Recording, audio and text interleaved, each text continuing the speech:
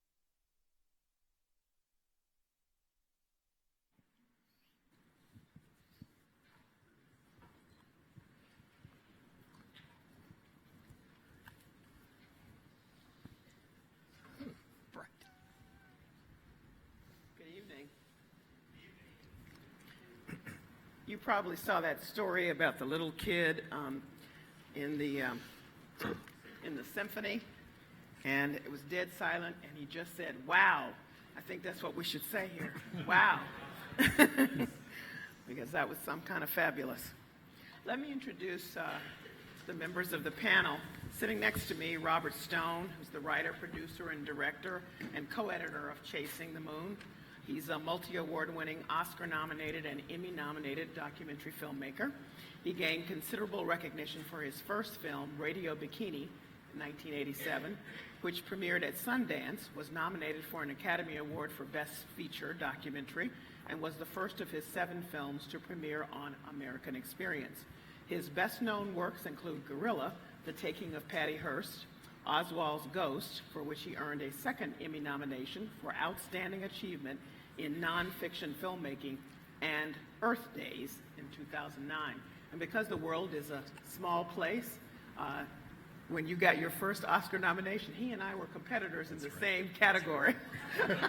Neither one of us won. I was up for Eyes on the Prize. I thought to myself, Radio Bikini, that sounds familiar. And now, yes, exactly.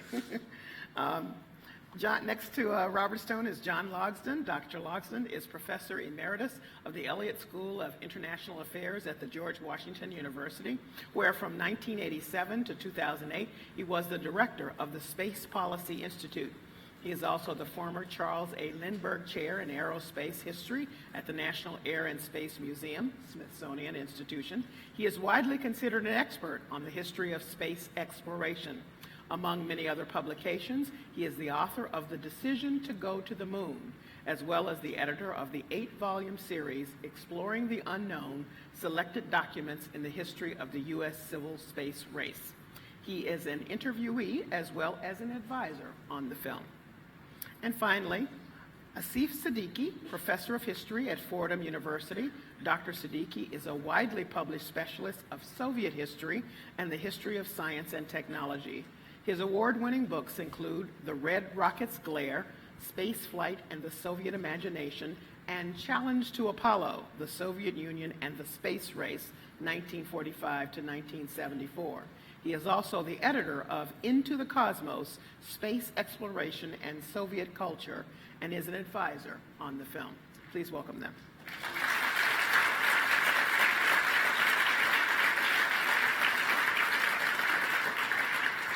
So I'm going to start with you, Robert. What got you so jazzed up about telling this story? Well, I was 10 years old when they landed on the moon, which is kind of the perfect age to be just completely enthralled with a subject like this. And my entire childhood up to that point had been growing up in anticipation that we were going to leave the Earth for the first time and go off to another world, and I would get up in the morning and watch the rockets go up. So it was such a huge part of my childhood. And 6 months or so before they landed on the moon, my parents took me to see Stanley Kubrick's 2001. And that kind of was the first time that I remember thinking that maybe filmmaking is something that I'd want to do. He was the first filmmaker I became aware of.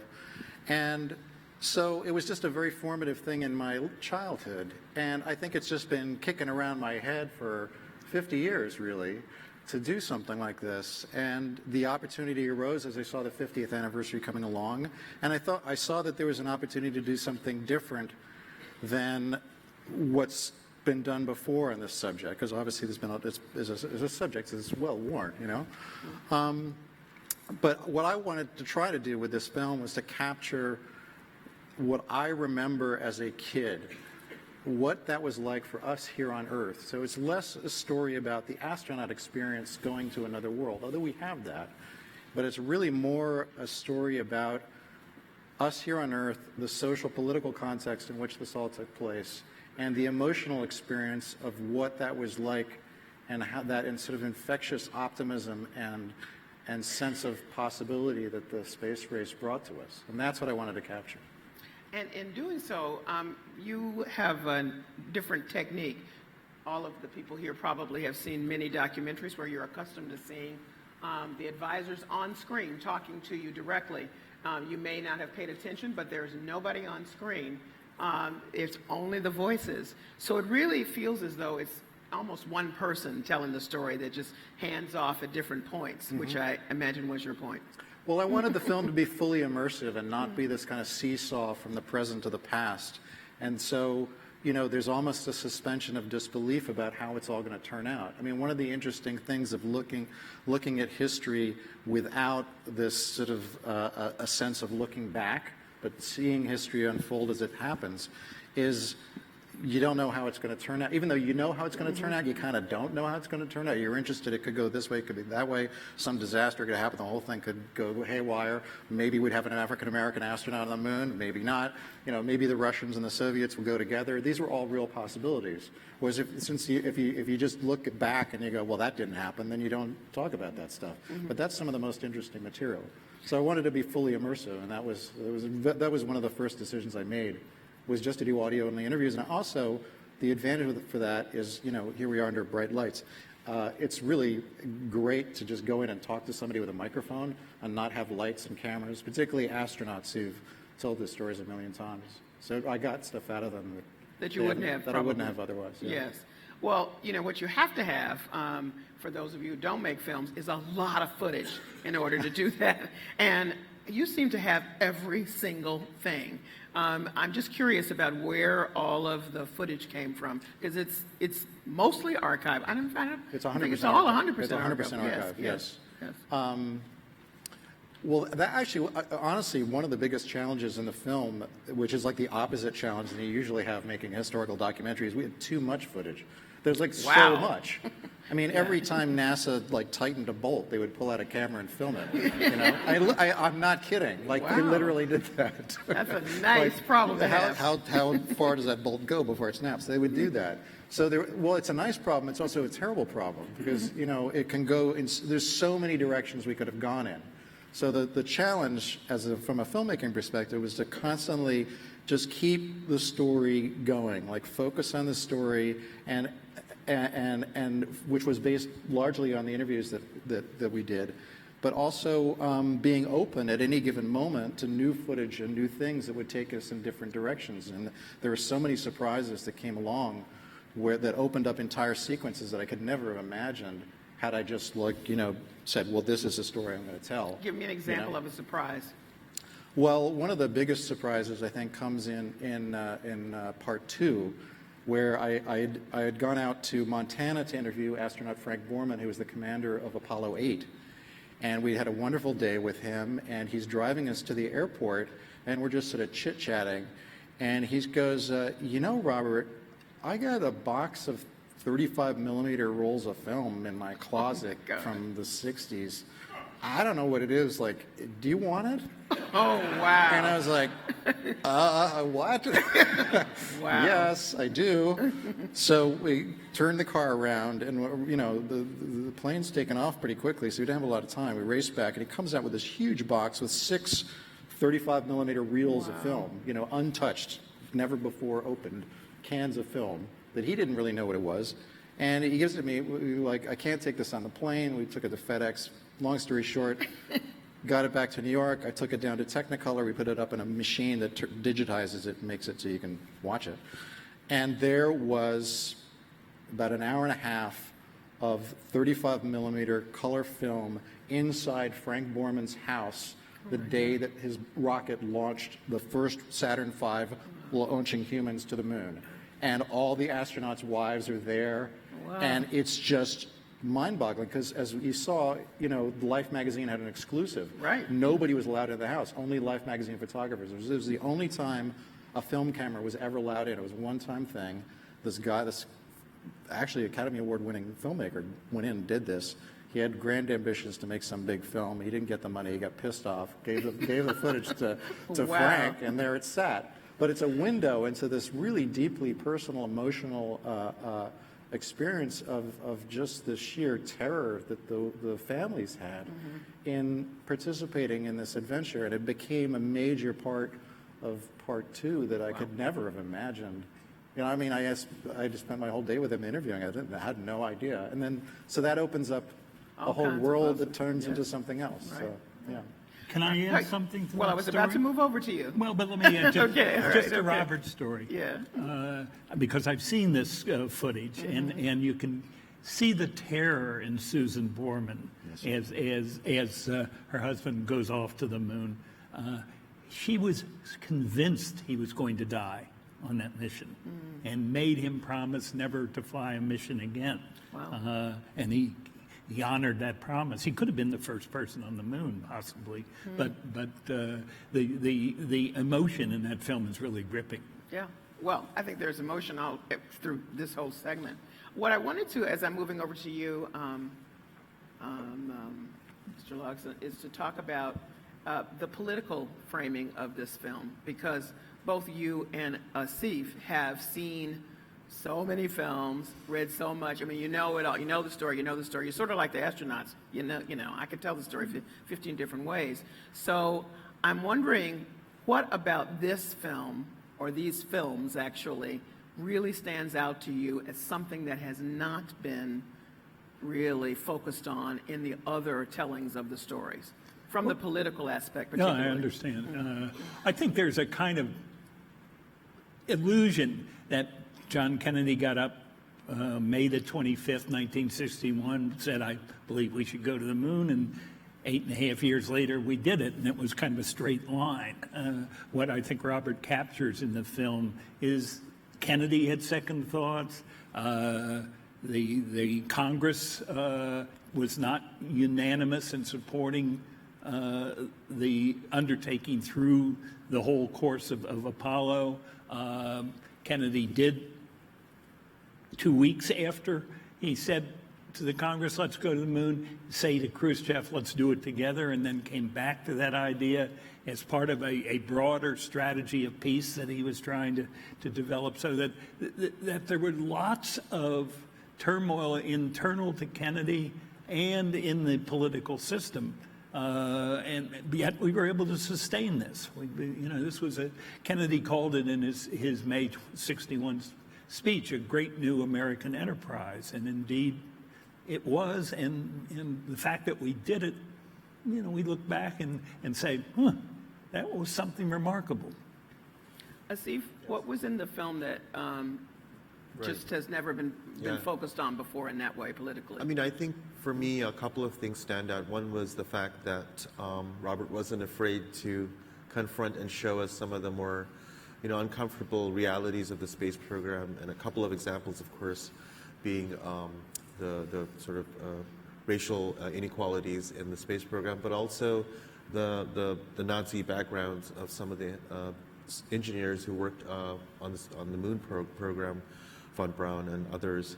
But another thing I think, besides showing the difficult moments, is also that I really liked and appreciated the fact that the documentary was essentially incorporated the work of the media. And if you think about it, the media is essentially making the space program for the American public. They stand at the middle ground between the actual program and the population. So in some ways, seeing it through their eyes is really revealing, because it is what they're creating for us as a public. So I thought that was really quite amazing. So from my naivete, maybe other people felt this way too, I always thought, prior to really paying attention in your film, that the space program, I knew that we were about competition with the Soviets, but it was really about expansion into science and uplifting, technology and taking us forward that way. I mean, I'm really quite shocked at how political it was. I mean, the focus was really, we just have to beat the other guy. Can you two, John and Asif, really speak to that? I mean, the intensity of this, we must beat the other guy, it seems to me to have wiped out all this other stuff.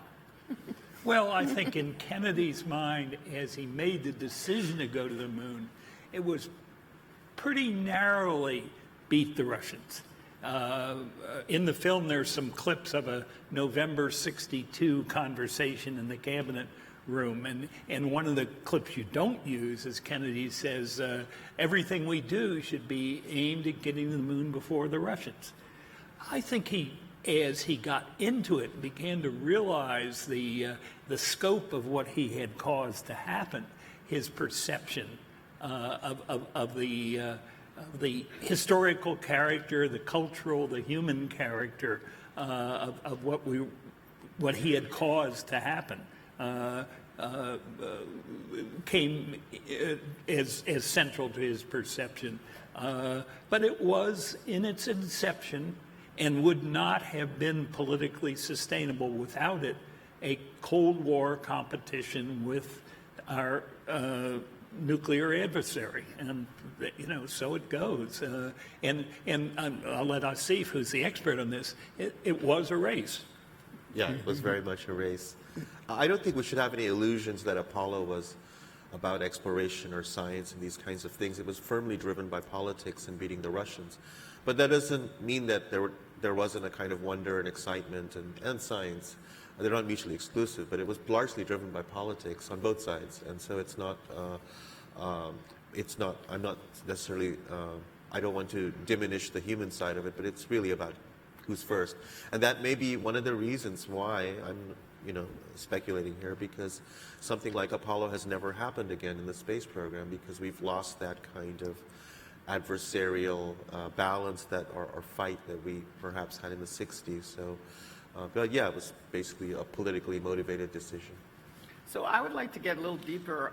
You brought it up, Asif, about the ex-Nazis, which, I was just floored. I had to just sort of stop and look and go, wait a minute, what?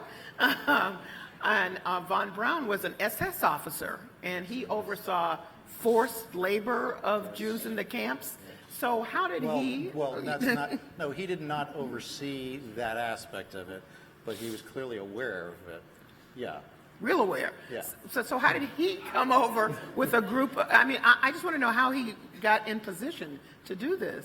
Well, he developed the V-2 rocket, which was the first ballistic missile during World War II that struck Antwerp and London. It wasn't very good. Wasn't a very effective weapon, because you build an entire rocket to basically drop one bomb, rather than flying a giant bomber and drop lots of bombs. So it was kind of a waste of money for the Germans to do this.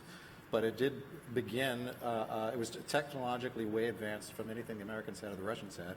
And so there was a race to grab these scientists and grab the V-2s at the end of World War II. We got von Braun and his top engineers. The Russians got, the old joke, our Germans were better than their Germans. Okay, yeah. all right. It's true.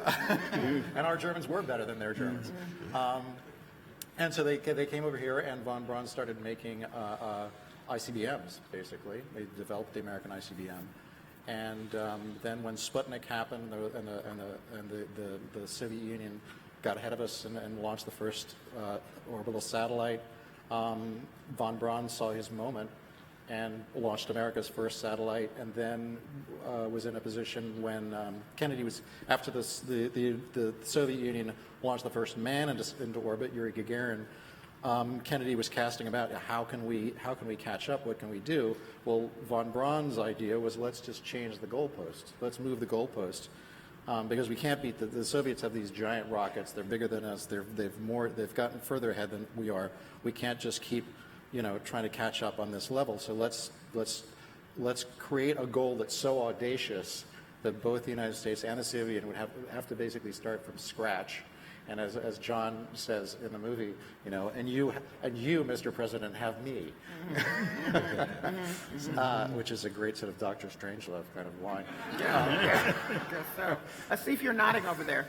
Well, yeah, just the Dr. Strangelove reference. That is who Dr. Strangelove was, in fact. Indeed, yeah. Dr. Strangelove is sort of a combination of a number of characters, including von Braun. This is not, it's been known for a long time that there were a number of German ex-Nazis in the U.S. space program, but I think we should be careful to,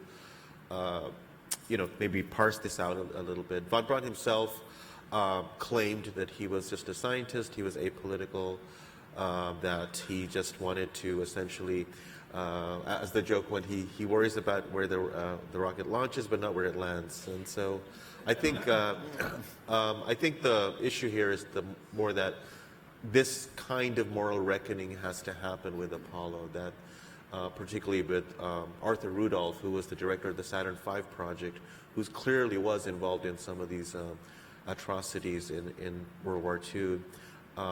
People like that, I think we should be honest with ourselves about the dubious elements of this project. Well, yeah, because I'm thinking the president is Catholic, Ed Dwight's, brief time there. I mean, everybody seemed to like, oh, well, they used to be Nazis, but we'll just work together. I mean, there was no tension at all. I know at some point von Braun went a different way, but I'm just curious. It was a Faustian bargain made at the end of World War II. I mean, I would imagine it's still in the first part of Part 1, where you have a picture of von Braun with his arm in a cast, surrendering to the United States.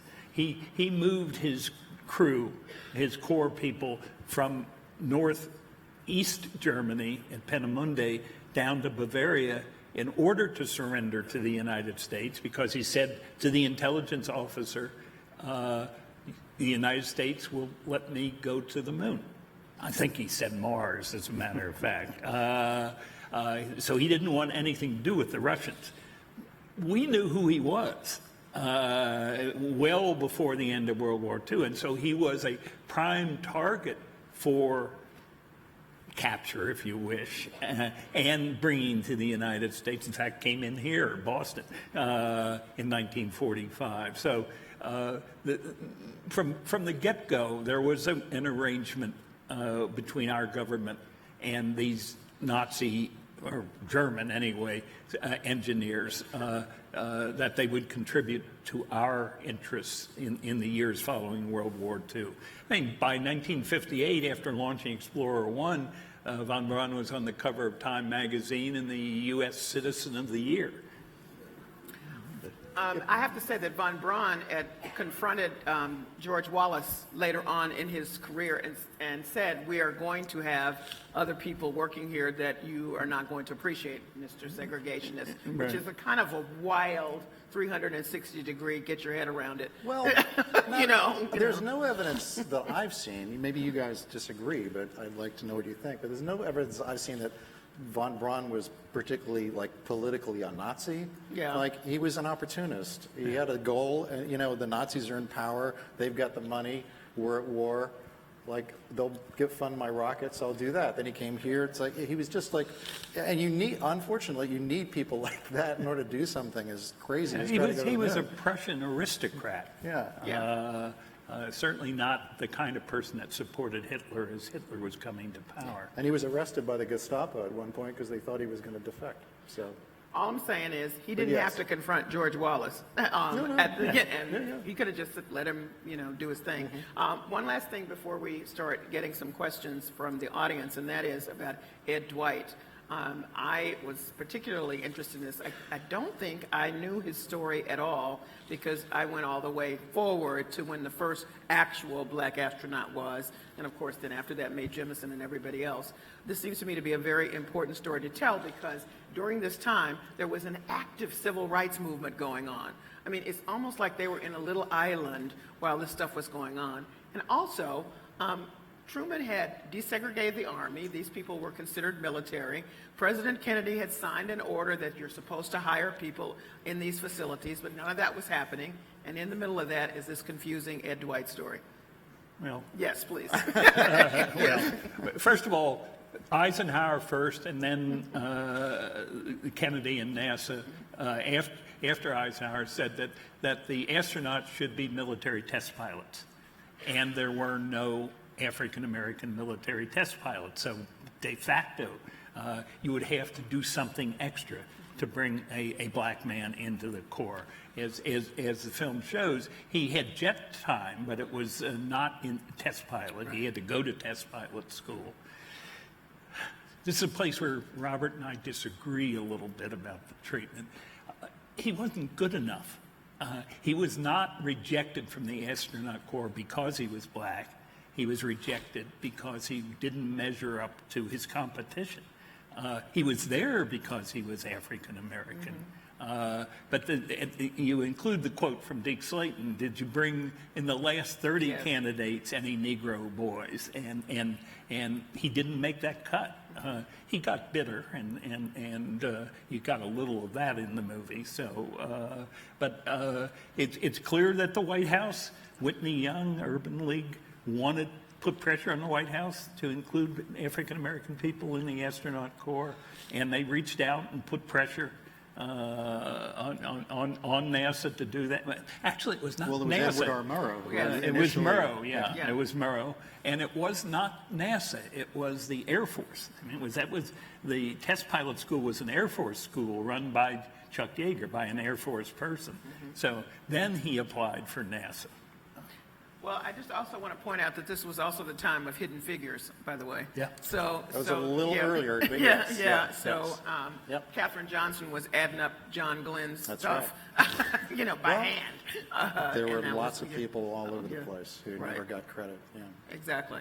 I'm looking for the cards, and while they bring them up, I would like each of you to just give me a concluding thought about what you want people to take away from this fresh look at the space race. Okay. Well, I guess having seen very rough cuts of the entire thing, I would say that the space race is I think we should maybe remember and of course be excited and inspired by it, but we shouldn't be afraid to look at the more uncomfortable and darker side of it. But I think what Robert has done particularly is to show that the space race and the moon race and all these things were experienced very much by all people in many different ways. There's no one story here. And so I think that there are multiple stories that each American could essentially tell about their experience in the 1960s. And I think that comes across in this documentary. Well, Robert said he was 10 when we landed on the moon. Asif is younger than that. Yes. I was there, not there when they landed, but I was there when they took off. I was at Kennedy Space Center on July the 16th, 1969. I got up that morning and watched these three guys walk out of the operations building on their way to the moon. Remarkable experience, an unforgettable experience. I think what Chasing the Moon captures, and it really fits into the American experience theme, is this was an experience for our society. And indeed for the world. It was the communication satellite that allowed the first steps on the moon to be seen by 600 million people was only put in place 19 days before that first step. So this was a global, shared, I think, transcendent experience that went well beyond its Cold War origins. Okay. Robert, did you want to? Well, I think there's an innate desire among all human beings to be part of something bigger than ourselves. Like it's been going back since we lived in caves. And I think the way that we've experienced that throughout most of history is through warfare, which brings out the best in us and brings out the worst in us. And the space race is sort of unique in that it channeled that human instinct into something that was positive. It was war by other means because we were living in a time when actual warfare would mean the annihilation of all humanity. So this was a way of competing, two nuclear superpowers competing, but we had this feeling like we were at war, but in a positive way. And I think and that optimism and that togetherness, that sense of being a part of something bigger than ourselves, was infectious even among people who were against the space program, who thought it was a waste of money. There was a sense that we can accomplish anything, that the future will be better than the past, that things will get better. And that's so much of the spirit of that time that we look back upon. And it's so much of what we're missing now. And the fact that we did this in a moment where we was divided and polarized, or maybe more so than we are today, I think the message I hope that film has, is that we should try to do something like this again. If we had the leadership, not necessarily going to the moon, but to have a bold, audacious, seemingly impossible national goal that we can all get behind and feel proud of, and that will advance human knowledge and advance us towards a goal. Maybe solving climate change would be a good one. Okay. You know? All right. Here's some questions. Carl Sagan has a quote: for every $1 spent on space exploration, $7 is returned to the economy. Do you believe this still stands true? Anybody? None of us up here are economists. Okay. It's a tough formula to. Well, I mean, that number that comes out of work in econometrics that was done for NASA in the 70s and 80s. It's very hard to document cause and effect. Certainly pushing the frontier of technologies in many areas has economic payoffs for the society, whether it's $7 out for every dollar in. You know, if you knew that was true, you certainly make a big investment. But This. yeah, This. yeah. Miniaturization. The technological revolution. Right? Certainly came out of the space program. Did it come out of going to the moon specifically? Maybe not, but that was the capstone of a much broader effort. Okay. We have 5 young people here from the McCormick School in Dorchester. What messages do you hope young people take from the series? I think I just said it. Yes, all right. Well, we're good on that. Okay, and they're already on top of climate change, by the way. Good. With so much archival material available, can you describe any footage that you wish you could have included but reluctantly had to leave out? No. All right. That's good. Although I guess the behind the scenes where Stanley Kubrick faked the whole thing. I never. Did the American engineers resent the von Braun and the other Nazis involved in the program? How was that handled? Do you want to try that? Yeah, there were some, particularly in the early years, some of the senior people in NASA of Jewish extraction, Jewish background, that did not want to work with von Braun. He was, I had the fortune of meeting von Braun several times. I mean, I'm old, so you know, a lot of the people in these movies are people that I met back then. He was a charismatic personality that made the people around him feel they wanted to work with him. Okay. And so he was also, by the way, for the NASA management, a pain in the ass because he wanted to do things his way. So Jim Webb, Mr. Webb, the head of NASA, constantly had to keep him on a short leash in order to stay with the program. I have a few filmmaking questions, so don't go long on any of them. Okay. How easy was it for you to find the astronaut families to talk about their experience? Very. Okay. Well, a little. The astronauts are easy to find. I want to give a shout out to David Meerman Scott, who's one of our consulting producers here, who introduced me to Buzz Aldrin and wrote a great book called Marketing the Moon, which was a big inspiration for me to get started. And Alan Andrus, who is my senior historical researcher and co-author on the book, who found Ed Dwight, found Poppy Northcutt, found, and was incredibly helpful there as well. So, casting a movie is always the hardest thing. Yes, it is. Yeah. What's the most exciting thing about making this film, and what was the most difficult?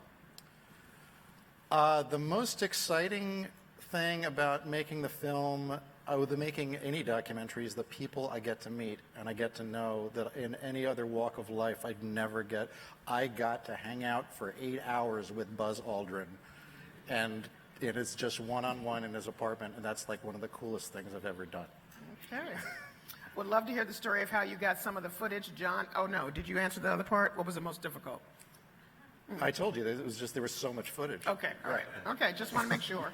Would love to hear the story of how you got some of the footage. John Glenn water skiing at Hyannisport, the reporter checking into Cocoa Beach Hotel, Peggy Lloyd performing with an exclamation point and a question mark. Well, the water skiing footage is in the vault right here in this library. Oh, wow. Yeah.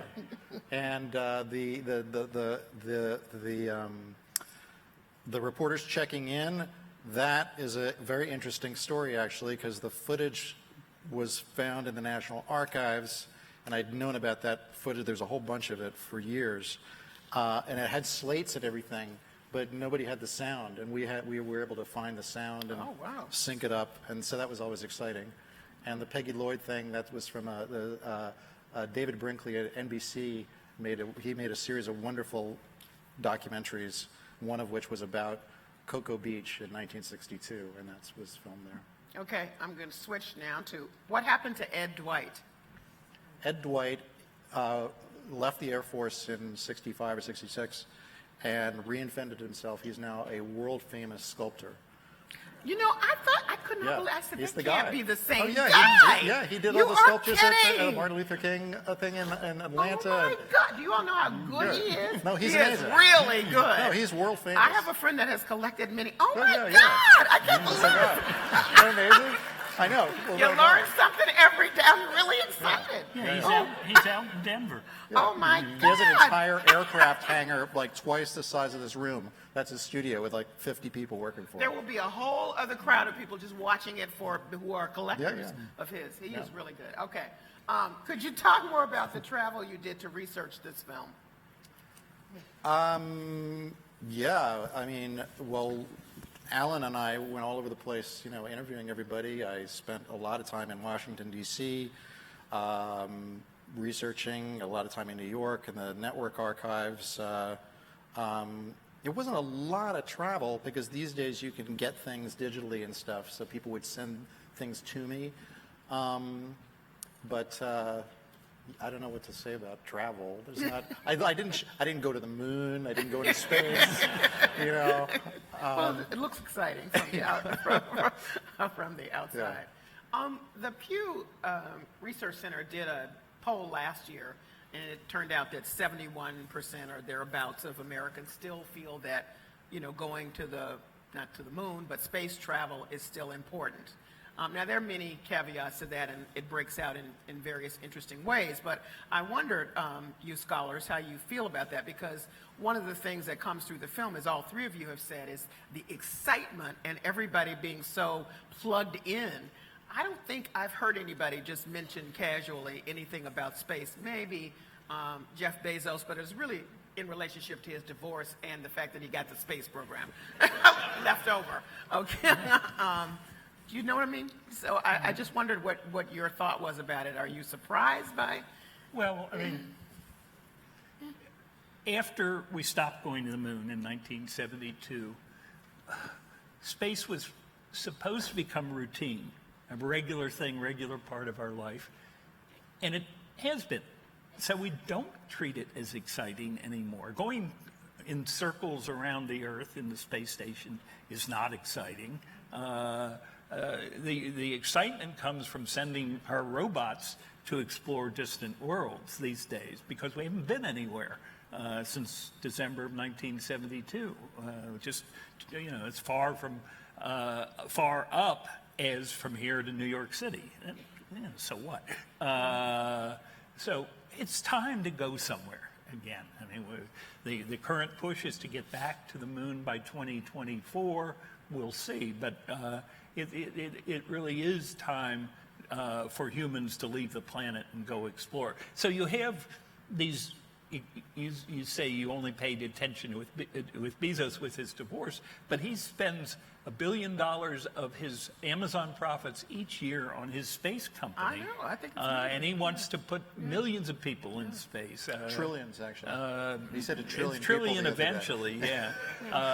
Elon Musk sends his car past Mars, and he wants to colonize. He wants a 1 million person city on Mars. So the excitement, and I see it in dealing with students, is in the private sector and in these entrepreneurs. So does that mean that there's no role for NASA? Because if we don't have the competition that we had with the Soviets, I mean, we could have it because China and Japan are trying to do the same thing, but that doesn't seem to sort of get us going as much as it did back then.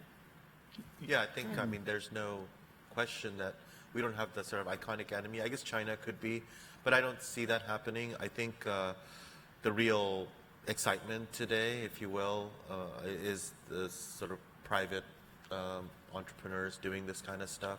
I would say that about Apollo and enthusiasm, I think Apollo was really amazingly successful, but it also, I think, has been in some ways bad because it set the bar so high that everything else has been kind of a disappointment that NASA has done, which is true, but you get this sense of nostalgia for Apollo all the time, because in 8 years we went to the moon just like that, and that's just not going to happen anymore because it takes a special set of conditions to happen. The United States still needs NASA.